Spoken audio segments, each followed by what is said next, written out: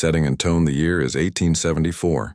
In the dry plains of New Mexico territory, the air smells of dust and rosewater, the scent of my wedding day.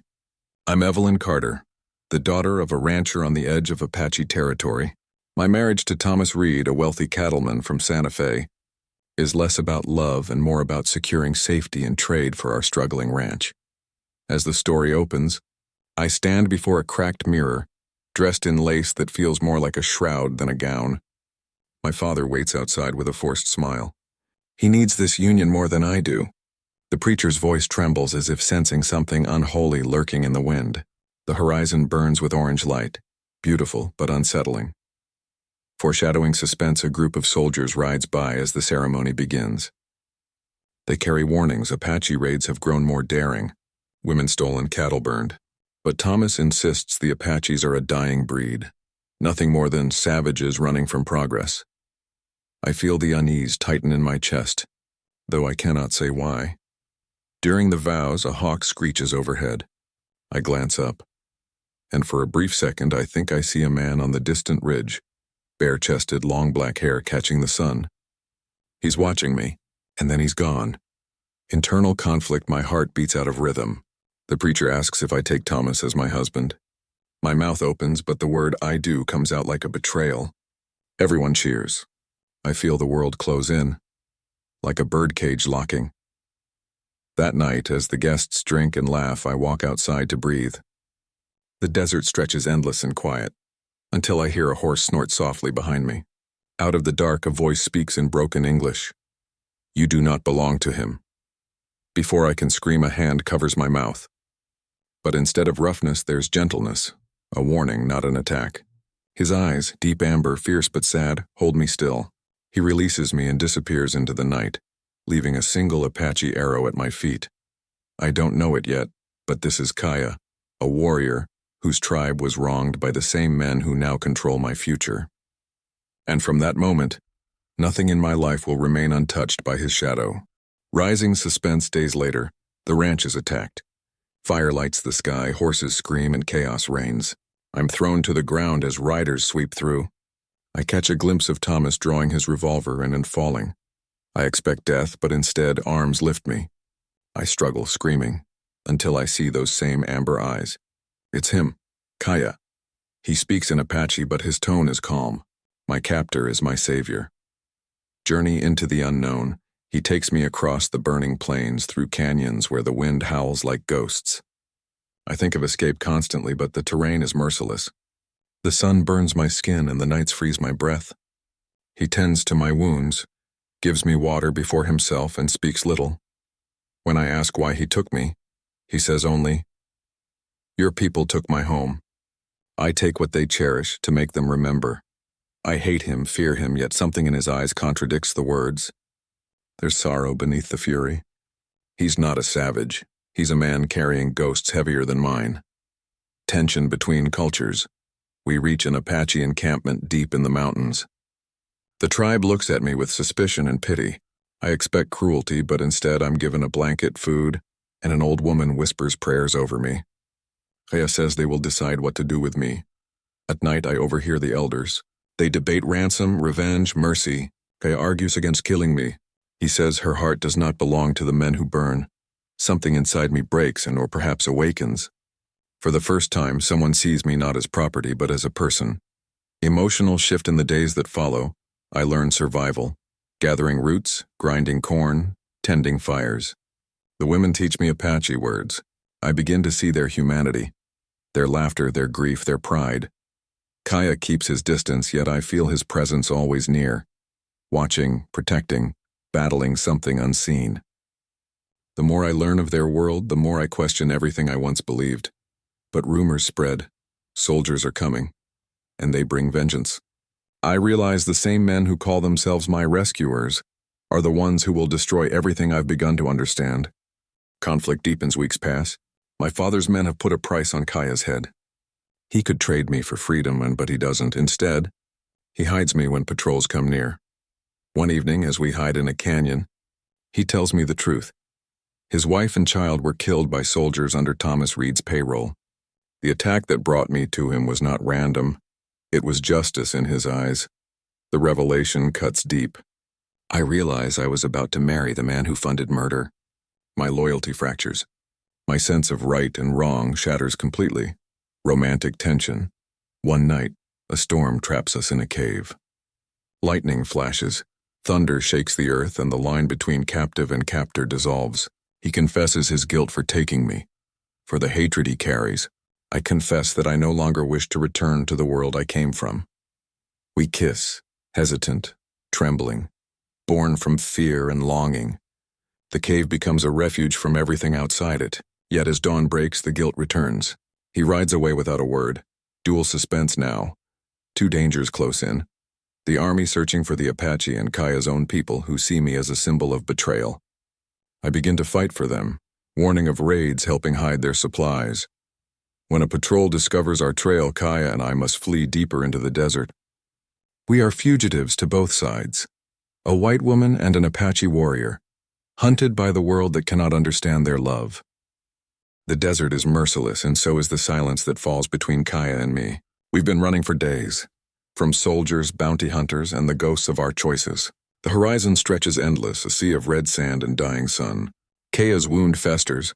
Every movement sends pain rippling through his body. Yet he never complains. He only says, "We must keep moving." I can see the fever in his eyes. His horse stumbles. I know if I don't find shelter soon, I'll lose him. Not to a bullet, but to the desert itself.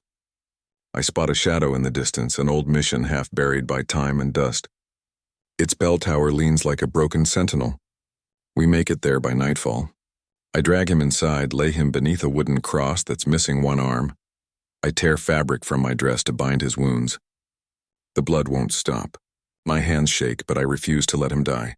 "Stay with me," I whisper over and over, as if my voice could pull him back from the darkness. He looks at me, his lips trembling, and says, "You should have left me." "I am death following you," I shake my head. "You saved me, Kaya. You taught me to see the world for what it is, not what men tell us it should be."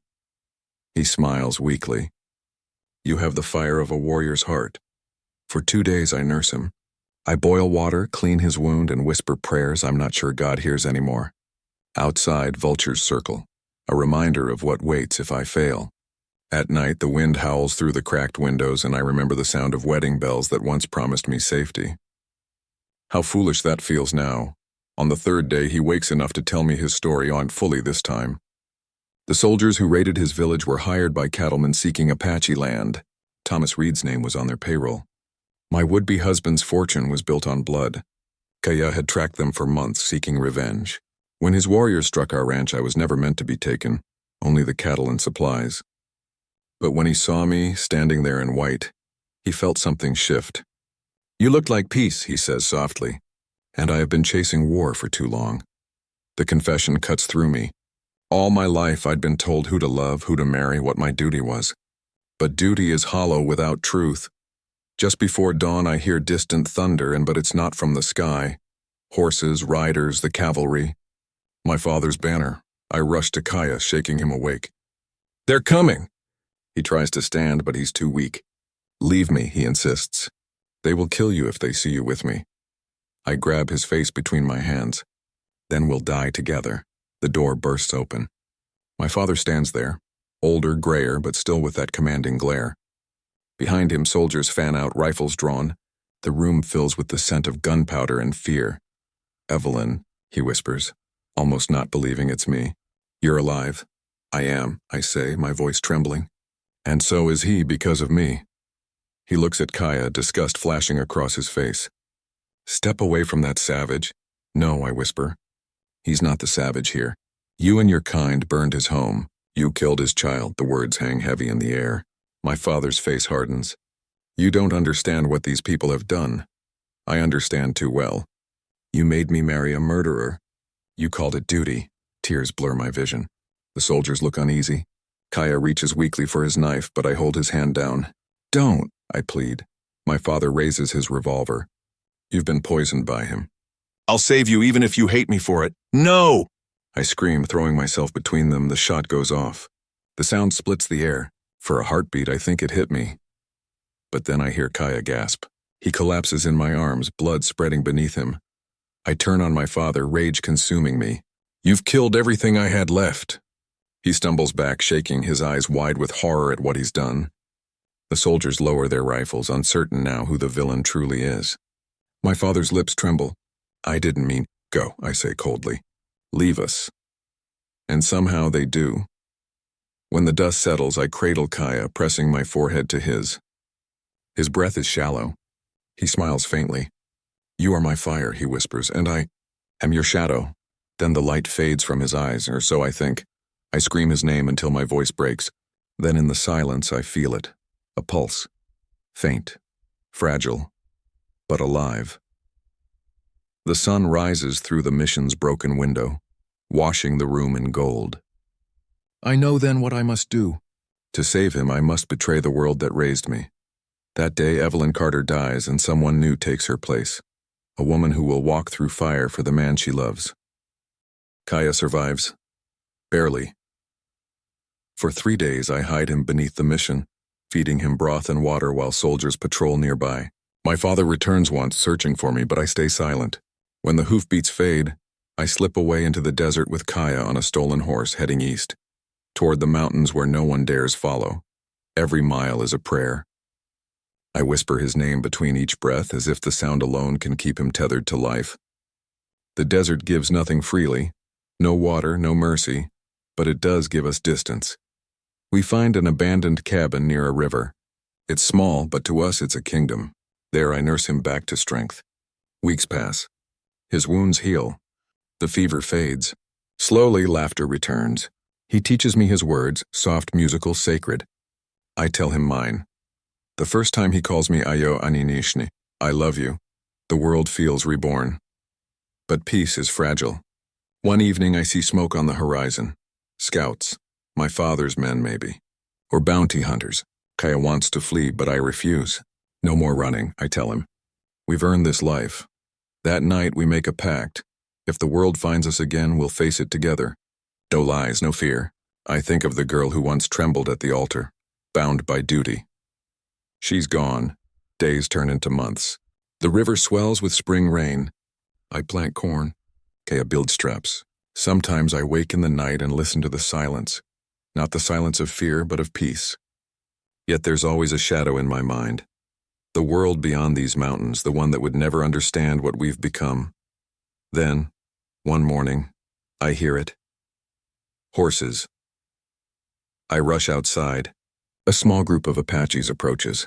I tense, but Kaya steps forward. The leader dismounts, an elder with eyes like burning coal.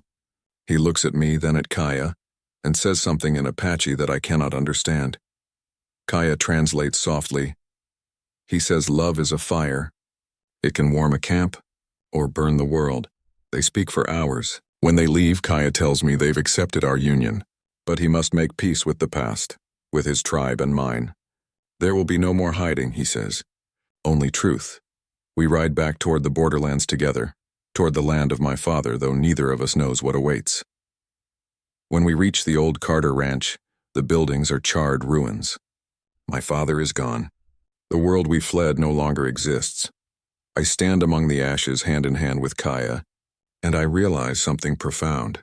We've both lost everything we were, but in that loss we've become something new. That night, we bury the last pieces of our old lives, his war spear, my wedding ring. He says the spirits will remember us not for the blood we shed, but for the love we kept. Years pass. We live quietly by the river, raising children who speak 2 languages, who know both peace and pain. They carry my father's blue eyes and Kaya's strength, a bridge between 2 worlds that once tore each other apart. Sometimes, travelers pass by and speak of the ghost woman of the desert who vanished on her wedding night. I smile and say nothing. The world doesn't need to know the truth. Now, as I write these words by lamplight, I hear Kaya humming outside, the same melody he used to calm his horse on that first terrible night. The wind carries it across the desert, a song of survival, of defiance, of love born in fire. I close my journal and whisper to the dark. My wedding was meant for duty, but my heart was claimed by freedom. Then I blow out the flame, knowing that somewhere in the vast silence, the spirits of both worlds finally rest.